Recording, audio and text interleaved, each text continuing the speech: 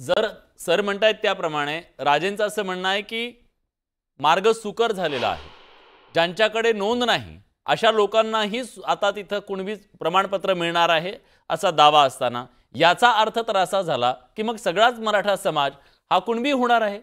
मग हे आंदोलनाचं यश मानायला हवं ना।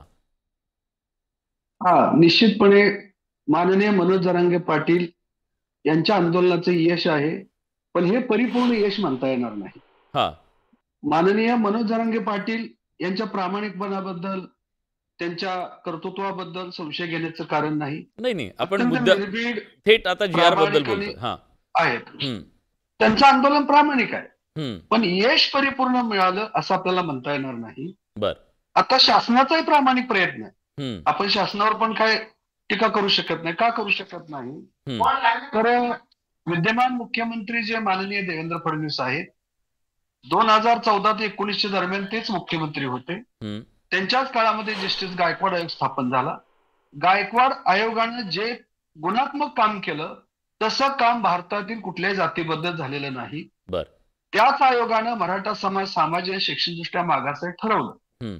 आता जे सातारा गॅजेट आहे, जे हैदराबाद गॅजेट आहे किंवा बॉम्बे गॅजेट आहे, हे तिन्ही गॅजेट किंवा इतर गॅजेट आहेत, हे अनेक पुराव्यापैकी एक महत्वाचा पुरावा आहे। बाळासाहेबांनी आणि ऍडव्होकेट आशिषजींनी देखील याबद्दल सांगितलं। महत्वाचा संदर्भ आहे, अनेक संदर्भापैकी एक संदर्भ आहे। तर त्या संदर्भानुसार मराठा आणि कुणबी वेगळे नाहीत। हैदराबाद गॅजेट बद्दल बाळासाहेब बोलतील, पण सातारा गॅजेटचं जर मी थोडं सांगेल की सातारा गॅजेटमध्ये 1881 ला जातनिहाय जनगणना झाली।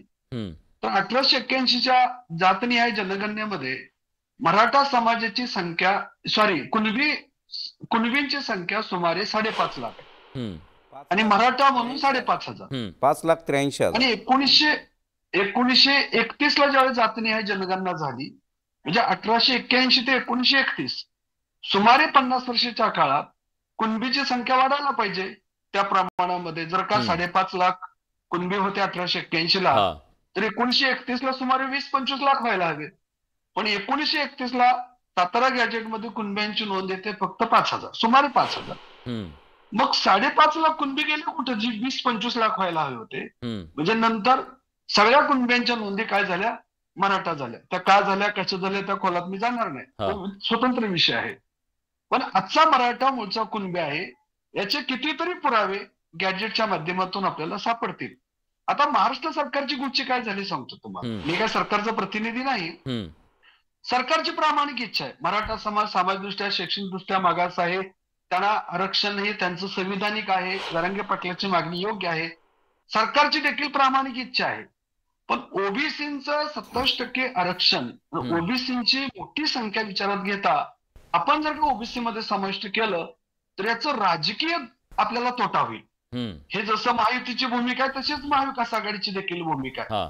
म्हणजे आता आरक्षण अडकले तर राजकीय इच्छाशक्तीत अडकले। त्यामुळे महाविकास आघाडी काय महायुती काय मराठा समाजाला ओबीसी मध्ये घालण्याचा धाडस करणार नाही।